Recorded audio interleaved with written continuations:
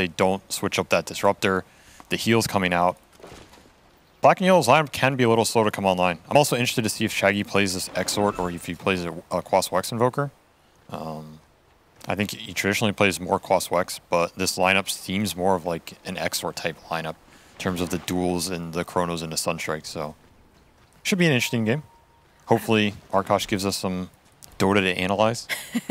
I know, I always feel like you join me on quite a few of these Arkosh games, and they're definitely, let's put it this way. If any game could use a very high-tier analyst to understand what was happening, this is definitely the game to have here, because there's a lot of plays happening that I'm pretty sure a lot of the other guys can't make any heads or tails out of it. There's a lot of stuff in the Arkosh games I don't understand either, so we'll leave it at that, but I think this game is, I don't think they'll get run over in this game, just the nature of the heroes. So they'll have a bit more room to execute. And like I said, I think their dueling setup, it's pretty strong dueling. It's hard to get punished on it's hard for a Faceless Void to punish a Timber super early. It's hard to punish an Undying super early. So they should have a decent start. Should have a decent start. There's a nice little bash, though.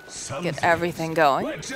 But yeah, it makes me laugh. You know, we've seen Forsaken Oracle basically, you know, given the Dragon Knight in one of the other games, basically just don't feed, don't die. And in this case, you know, with the Undying pickup, I'm sure that's also a similar idea of, you know, just hang back, do your damage, and don't die. Yeah, don't feed. It's always good advice to live by.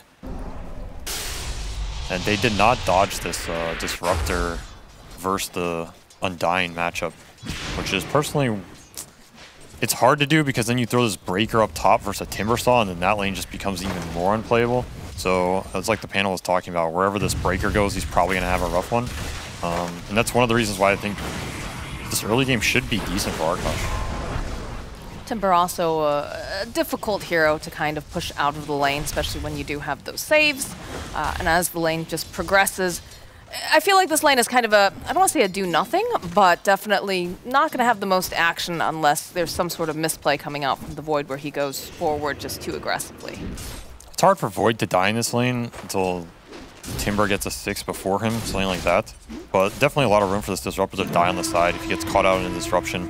I think it's mainly you're looking at SD, abuse the tree line, abuse this hard camp pull. You want to really get this camp stacked if you can, threaten the pull, bring the Disruptor out into the tree line, and that's where he's weak, right? You get the Disruption, you chain over, get some body blocks. It's a pretty nice way to think about how to play these off lanes where you're a lot stronger. And I mean, similarly bottom, they're trying to pull waves down here with the early boots, but the creepy equilibrium kind of got messed up a little bit, and it's going to shove into them, so they just have to play a bit patient. So this is Undying versus 2 strength heroes. Your carry's going to free farm. Should be pretty happy with that, and you can see we're getting those stacks of decay built up over on Grumlow. But looks like we do have a little bit of lag, so we're going to have a reconnect, and I mean, this time around, it definitely feels like Pale Horse is feeling much more comfortable. I feel like typically we see him kind of struggle early on during the laning phase. Eventually, you know, Grumlow usually just wanders off and he's on his own, which can be a little difficult as well, especially on a Luna, right? Yes, Luna, you want to play the dual lane, you want to use the aura. Don't leave this hero alone too much in the early game. In fact, you almost never want to leave this hero alone. You usually want to kill your offlaner with her or abuse some stacks, and then she leaves to do the jungle, and then you take the lane, something like this. But it's not a hero that benefits from just being left in a one-on-one or something like that too much. And I feel like they'll have that opportunity, right, with the Timbersaw in that top lane. Just kind of leaving Monkey once he gets to a certain point, and then we'll see Crow just start making those moves, trying to get the stacks going. And yeah, the triangle stacks are super nice for this game. It's generally really nice when you can do that with Shadow Demon as well. If you can go there and benefit from them, it's one of the ways this hero can accelerate his own game in a sense.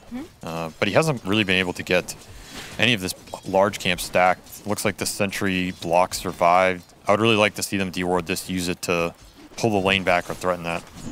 Maybe we'll see it in the future. But so far, this Faceless Void's free farming, Luna's free farming.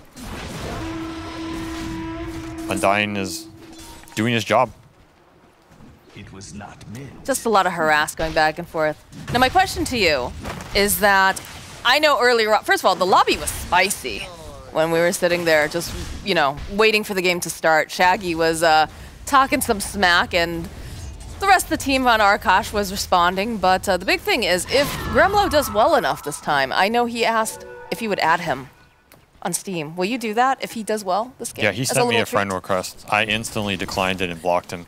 So we'll see if this performance changes my mind, but... That doesn't sound like you sound very excited about it, though. He needs to step up his game. Oh, man.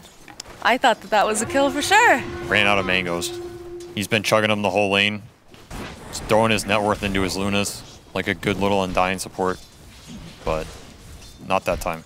I hear that's something that Pale Horse demands constantly, like a little baby bird just opens his mouth and says, "Feed me, regen, feed me all of the mana and whatnot."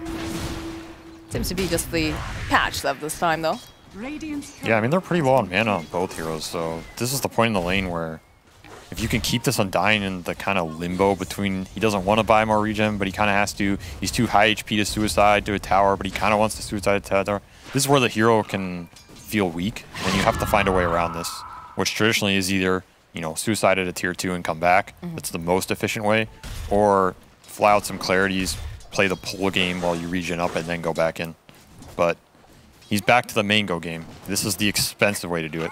It's obviously faster, but he might not get the brown boots for a long time in this game. I think one of the reasons we don't see this Undying in the current meta, though, is that a lot of these offlaners, you rush the Helm, you rush a ring of regen, ring of health. Once you get to that item, these decays are almost helping the opponent, right? Right. Especially these Helm of Iron Will buyers, which we're seeing this Legion rush. And once you have this item, what is Dirge doing to you? Unless he's monumentally ahead in levels and can just all-in kill you. Yeah, and we haven't seen much aggression, unfortunately, coming out. But we are going to chase after Rises here. That Dilate off Monkey hunting over in the tree line, but doesn't want to go for a hard committal. Not yet. Yep, both fives bleeding a lot of network to keep their carries in the lane. Oh, okay, Dunya over in the mid lane. They're going to try to punish Forsaken Oracle, but it's already blinked out. So a little bit unsuccessful, but I mean, that is the life of a Spirit Breaker, right? You hope that you're able to get something done, but it's not the end of the world if you can't quite find it. Yeah, even just burning some resources there is pretty nice. They're going to have to TP in Crow to refill the bottle. Might not be something you wanted to do, but... And immediately, the follow-up with the disruption from Crow. Trying to buy a little bit more time here for Forsaken Oracle. Dunal, he's going to get chased by his own illusions for a bit, but they seem satisfied with just protecting Oracle.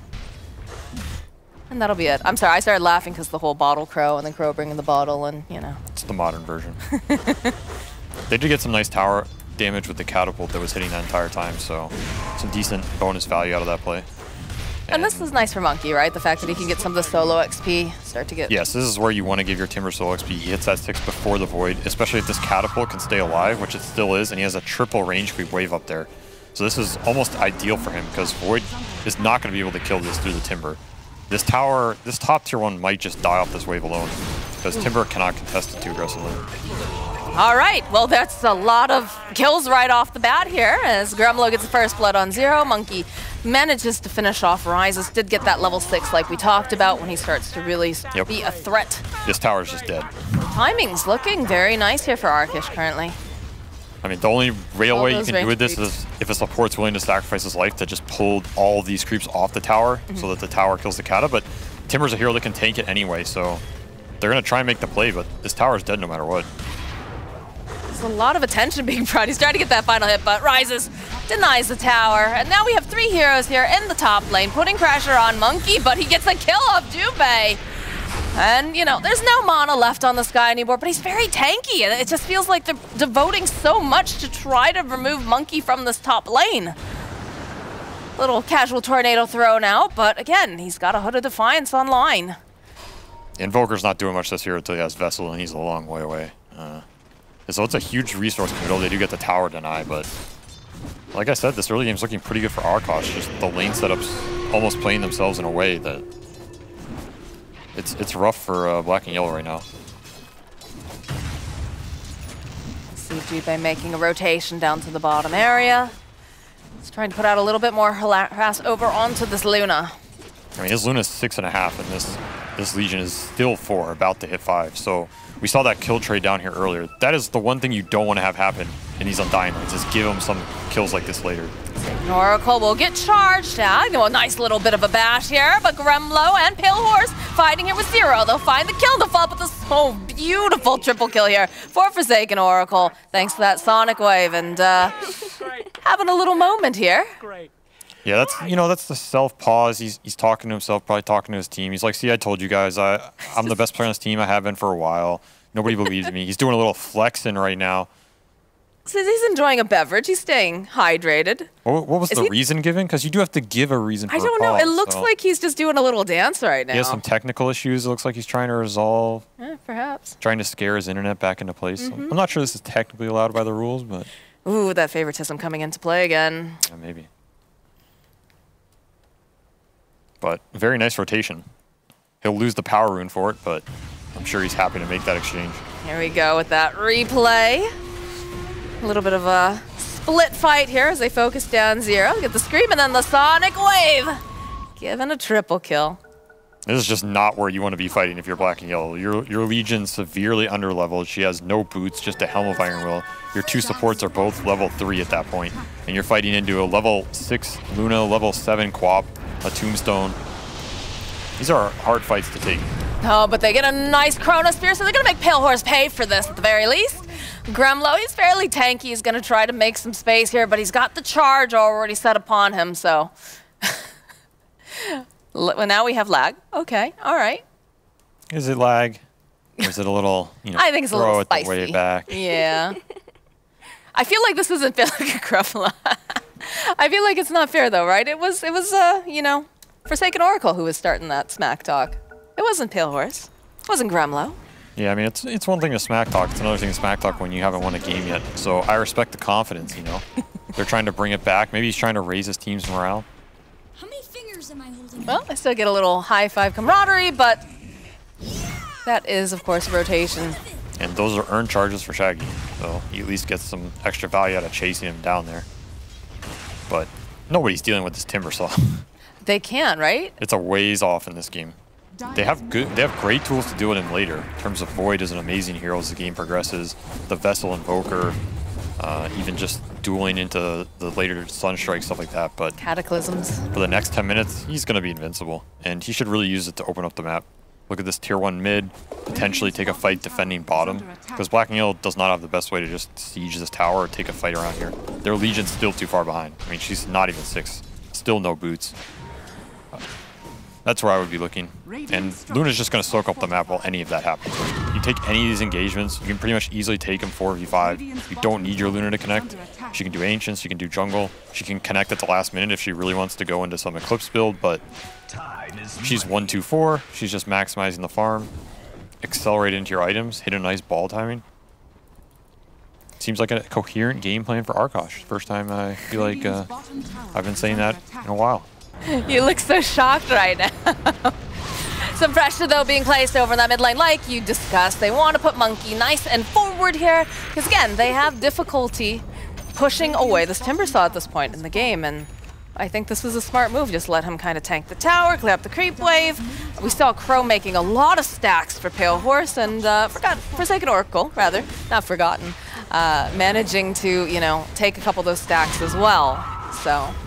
yeah, it feels like they know what they need to do right now on the side of Arkosh, and Black and Yellow still just trying to play that farm game.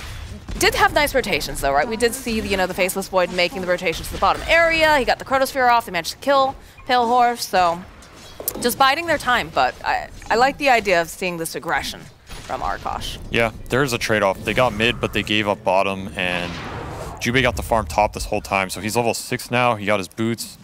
They're able to make a quick smoke play with this and maybe go and kill the Arkosh core who wants to shove this back in. So you need to be mindful of when you take these clumps, there's always a trade-off in it. And you need to think about the next steps afterwards. That's where Dota, you can really start to snowball the game. What happens after these objectives die? Nice breaking the smoke gank here from Crow. Right place, right time, trying to protect the Luna. Is going to pay for this with his life, but Luna already taking a decent amount of the Low stack. Stack though. Still some left. Gremlo in the vicinity. Rises doesn't seem to like all the harass coming out. Does have that Chronosphere available. Oh, running into Forsaken Oracle. Yeah, there's no way you can fight around. It's a guaranteed high ground tomb. You can maybe try some crazy chrono on the Luna in the back, but it's really deep, so just gonna have to give it up. I think that stack was pretty juicy to try and steal, but not gonna happen that time. Nice smoke block by SD. Just protecting Luna on the back end of the stacks.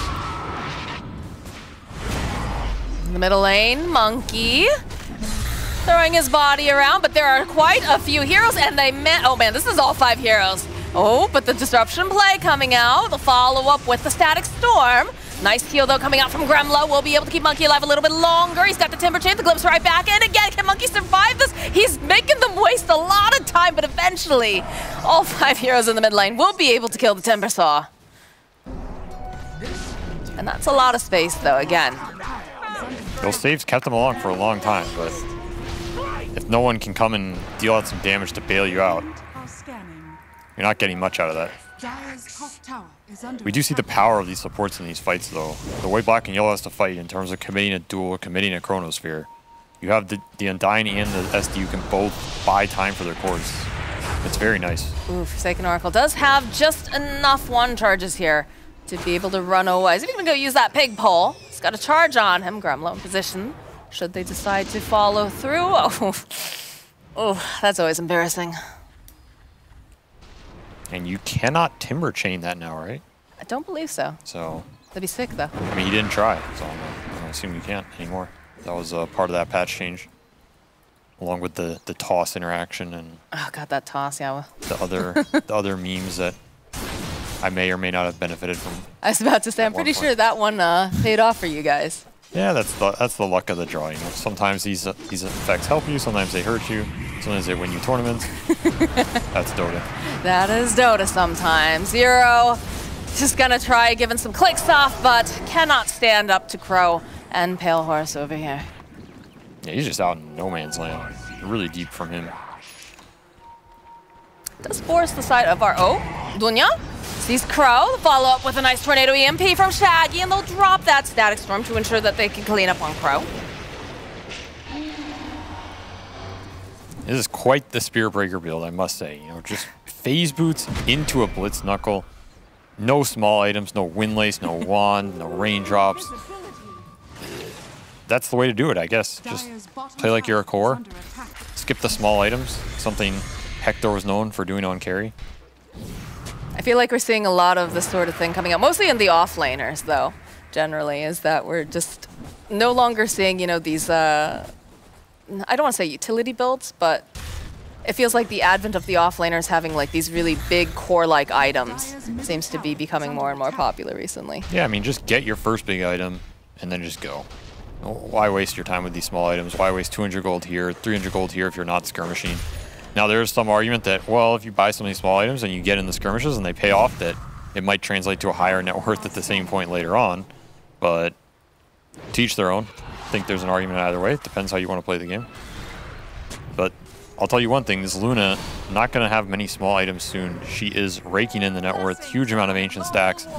This open part of the map, the upper part of the map in terms of top lane in this jungle has just been open to her the entire time. And she is hitting an extremely nice timing here. Highest level in the game? Yes, not even close. So the highest level is almost level 11 on Void on the other side, but she's 13, well on her way to Manta. I would really like to see them hit a nice time with this Luna and then just either smoke into the Roche pit, like smoke into a fight into Roche, or just hit the Roche with the Dirge and the Luna Ore. Speaking of Dirge, Gremlo gets run into by Dunya. The rest of the team is here, and they're going to be able to go follow up with the duel. But a good save here from Crow will make sure that they buy just a little bit more time, so they're not going to be able to get the duel damage. They'll still find the kill on Crow. As the rest of the team making their way forward here, Pale Horse just going to continue to farm up, as Monkey will be the, not necessarily the bait, but the front man here for the side of Arkosh. But they're going to go for another smoke play. Going to see if they can just sort of push them out of the jungle, maybe punish Pale Horse for being a little too greedy, because by God, he is being greedy. Shaggy trying to get to position here. They have the Tornado, they get the Glimpse back, and that's 5 heroes from Black and Yellow that say, get the hell out of our jungle.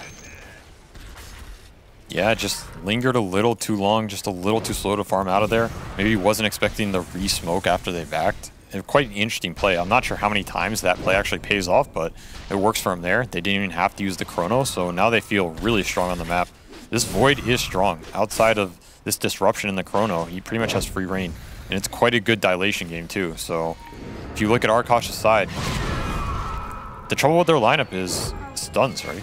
They have no stuns. It's basically a beam. Oh, okay. That's one way to stun somebody. that's you just murder him. That's But- not even a stun. That's you take their spirit out of their body. Stun him for 30 seconds in the fountain. But Oh. outside of that, this Void is just going to get his time walks off every time. And this Invoker, he's not an easy hero to catch either. Both these heroes basically one death between your 1 and 2.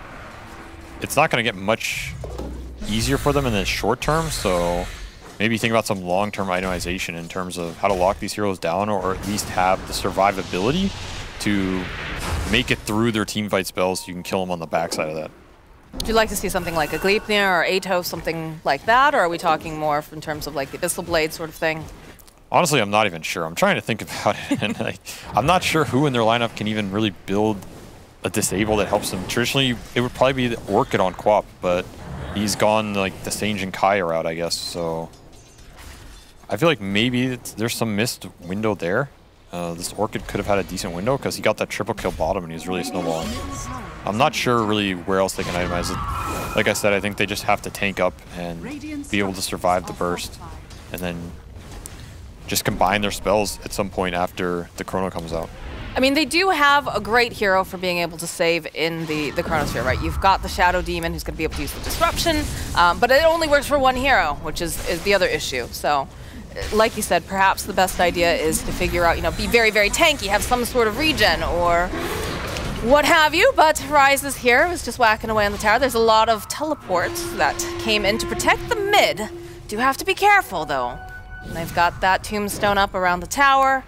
Have a lot of ultimates, but the Chronosphere, again, makes it very difficult to approach. And this is also the other issue of not having that lockdown. For a hero like Undying, who he has to be able to plant his spells, and once he plants them, they're long CDs, his ult and his tombstone.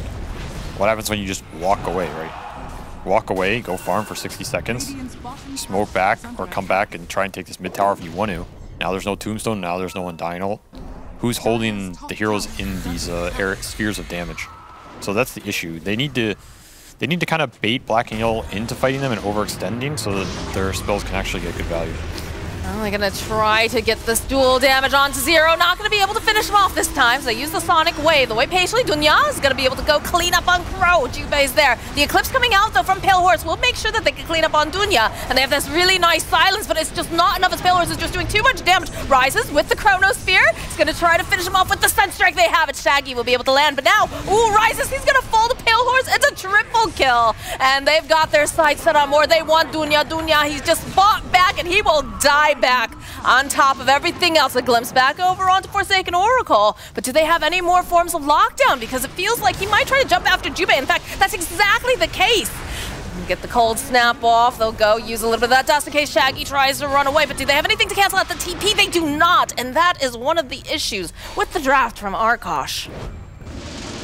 Not even done. They glimpse back over onto Gremlo. I'm not sure what Jubei hopes to do here. Oh, Zero's here, dead. though. He has no TP. He's in no man's land. Yeah, they go in for the duel. Even went through the Fey Grenade. They just throw out the tip. No dual damage, though. That is the bright A minor side win in right there. itself.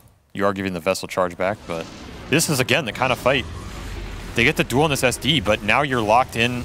You're stunning yourself for Arkosh in a sense, right? This is the kind of overextension that Arkosh wants, where you don't have to stun heroes if they're running into you. And they get a pretty nice Eclipse that kills the Breaker. The rest of that Eclipse on this LC, she's dead too. The Void goes in, super nice chrono. They get to kill the Timber with the Sunstrike follow-up. But this is also giving Quap free reign, and they get to combine their spells, burst the Void before the Time Walk. This is the exact type of fight that Arkosh wants. Force Black and Yellow into them, make them overextend, even if it's just a little bit. That helps their stun problem a lot. They're not used to having these successful fights. You can see how pleased they are with that one webcam shot. But it looks like... That could just be Monkey's normal mode of communication, though. We don't know. true. That is true. But Monkey is an actual monkey. That is the content creator, I believe, that we just saw. So it's an easy mistake. It happens. Jubei getting clicked down. Taken Oracle says, thanks. I can go right back to the lane. No problem. And rejoin with my Luna. We see the shard on the Quap, which is another way to get that little silence into your arsenal, which I actually like the pickup. Taken Oracle taking a lot of damage, but the follow-up here from Pale Horse. There's a BKB on Rises. He's gonna have to pop it. They want this kill, but the Sonic Wave pushes back over to Rises. They have so much damage. He's just going to fall. They'll take the mid tower. They'll turn. Oh, they didn't. Again, that's the problem, right? Dunya is able to teleport away.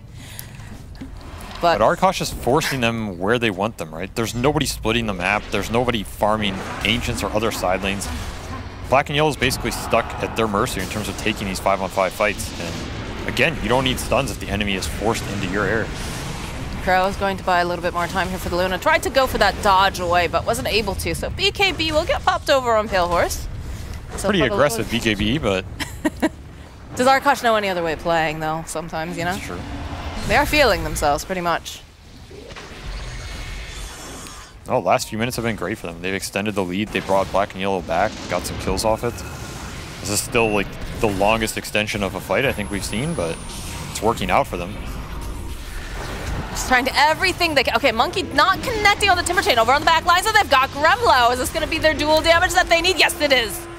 Shaggy will be able to get the kill. Now Monkey's going to try to teleport away. Not going to be able to do it, though, because he does get glimpsed back, but very tanky here. He's looking, but ooh, the Timber Chain not going to be able to connect completely, as he does end up getting bashed. Zero collecting a kill on the Timber. It's good identification that this SD disruption was down. Basically gives a free duel or jump on the backside. You don't have to really focus the Shadow Demon in this game if his disruption is down, because none of his other spells really matter for the cores to a huge extent. His Purge isn't really disabling anybody from going in the fight. It's annoying for Invoker just in terms of his move speed, but outside of that, the disruption's really what they're thinking about. So that's the big spell that Black and Yellow is looking at, and once that's down, it's eliminating a huge portion of the counteraction of their team fight. And the assault is on here now from Black and Yellow. They'll use the Purge, push back Zero. Pale Horse has a lot of damage to the clicks. He goes for that BKB, as he's going to try to continue to put more damage over onto Rises. Rises does have the BKB, does have the Chronosphere, but obviously does not want to use it. But they did find a pick-off earlier on Forsaken Oracle, and they did commit the Static Storm, so there is a little window here for Arkosh if they want to get aggressive. Right back again. I think you try and find a way, either bait this Chrono, take a fight. I think you really want to get an Aegis soon on this Luna. She's well ahead in net worth. She wants to be able to use this timing. The best way to do it is get an Aegis on her, go high ground. They have the sustain through the Undying, and he already has a Holy Locket. It's not that much outspam from Black and Yellow. She's just hitting a tower and getting those glaive bounces. Ooh, there's so much damage here. Rises. No, he's all right.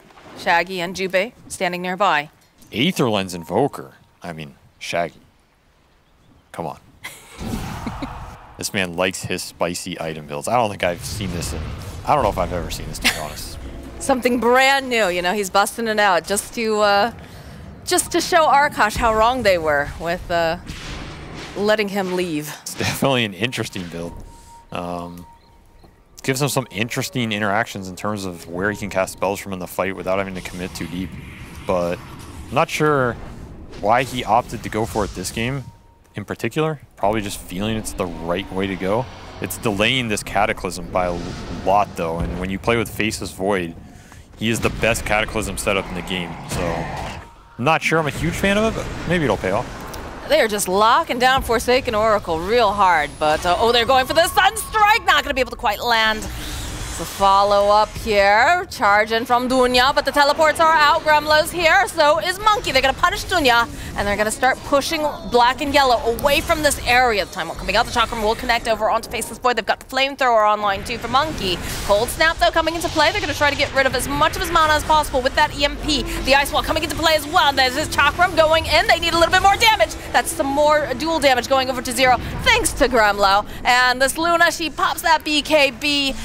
They get a Chronosphere off, but they're not going to be able to do much more than that, as Rises will run away. Crow, though, in position here, does have that whip. They need a little bit more damage. Forsaken Oracle's here. Oh my goodness, that's a dead Faceless Void. got the Purge on the back and super nice positioning. You almost wish that Arkosh had the glimpses in these fights, but they're finding a way to make it work anyway. Definitely looking impressive. Shaggy, ooh. Monkey will take down high Shaggy here. I also like this shard for the Timber. I think it's another way to get a little mini disable for their lineup. This slow really helps him stick on supports or stick on the Invoker. You don't always need like the hardest of stunts, right? So these little things add up, and you know, I like this here. Forsaken Oracle turns to get the Quap ult, which means he doesn't get Sunstrike. You should have predicted the fact that this man would be that aggressive, right? Yeah, I'd say that a lot of people know him to be extremely aggressive, sometimes very, very greedy, and then this chance, it just paid off for him. Here is the Roche go. This is what I want to see them do. The Luna's already up to Scotty. She's almost 8,000 ahead of this Faceless Void after this Roche goes down. This is where put the Aegis on your Luna, send her high ground, end the game. You're stronger, you have a stronger timing. You don't need to wait for anything. Take your first map win of the division. They even have the SD illusions to siege with it too. So you have some killability in terms of overwhelming odds or some Invoker spells, but SD Luna, it's a classic high ground siege mechanic for a reason. It's just infinite, right? Doesn't cost you anything. Costs you a little bit of mana, and that's about it. Aegis online for Luna. Be interested to see how Black and Yellow decide to approach this, if they'll try to make a broad, smoking, sweeping sort of thing. Forsaken Oracle, there's just an item on the ground over there. All right, and Pale Horse is already just being allowed to siege. There's no one here. They'll push out the fortification. They do have a couple of these nice illusions created by the disruption. That's a glyph down, and that's an early glyph. They're not no even one else back is coming here. home. Yeah, this is a hard fight, but It's strange. I think your best chance is to flank with the smoke and find the supports on the background, kill the Undying, kill the Shadow Demon. You cannot just go on this Luna. You don't have enough poke damage, you don't have enough long-range nukes, so you have to find the supports in the back, eliminate the sustain, and then take the fight. But this tower's already dead, the glaives are bouncing, this is just a dead Rax. They are smoking. They're trying to make that Wrap Pele, yeah. It's going to be a little late, but they have vision, they drop down, they see Forsaken Oracle, they're gonna go right past him over to Crow. They know that that is their save. And all these fights on strike connecting. Oh, but the save coming up from Grumlow. Keep him alive, they'll fall out, they'll get the double kill here. And now Rises, he's got that Chronosphere, he's trying to put out as much damage as possible. We'll be able to take down Crow. Monkey, though, still alive, still kicking Forsaken Oracle, trying to put out some more damage, puts out the Silence, does end up getting bashed as High Shaggy over on the back lines. Will fall to Pale Horse. High Shaggy will buy back as Rises climbing away, clutching, he just cannot seem to do it. These heals coming in clutch, and it's like you said, SVG, they need to be able to stay alive. They need to have that capability of having that regen to stay healthy, and then they can take the fights if they don't have the lockdown. Dunya, oh Dunya, he gets spotted by Monkey, and he will get flamed away. yeah, that was the right idea to take the fight. They forced the Shadow Demon buyback, but this Luna's just too beastly, too farmed, too much HP. Aether Lens on Shaggy, not doing much to help deal with her. This is just going to be 2 sets of racks into go bottom lane and take the rest of the towers. There's not much counterplay here. Chrono down for another minute. I mean, maybe you take down the Luna once, right? Maybe you manage to chain all your spells properly. I just don't think they can do it twice. I don't even know if they can do it once. She's Solar Crested. There's a Locket behind her. There's a Soul Rip behind her. There's a Disruption behind her. Shaggy? Oh, the clicks coming out from Pale Horse. Couple of warning shots here. Again, chasing after Zero. That's Scotty slow. Pretty nasty stuff. Jubei keeps glimpsing back. Pale Horse says, stay here. You can have a Lotus Orb now, too. Stands right in the Sunstrike. All right. Another heal coming out from Grumlow. Oh, Disruption down. Disruption down just to make more illusions that are immediately going to get evaporated, but they have a glimpse. They've got a charge.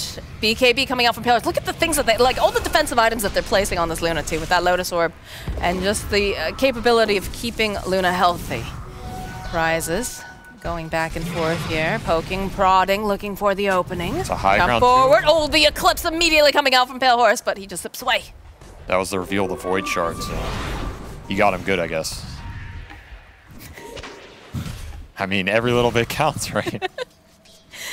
Forsaken Oracle creeping on rises over here, but they're gonna go in and they have a nice static storm. Is it gonna be enough damage? No, it's not enough. That Sonic Wave doing so much. The right clicks coming out from Pillars, looking so good now. Rise is here. He's trying to get this kill, and Forsaken Oracle is still gonna make it out alive. It's a double kill now. They'll call GG.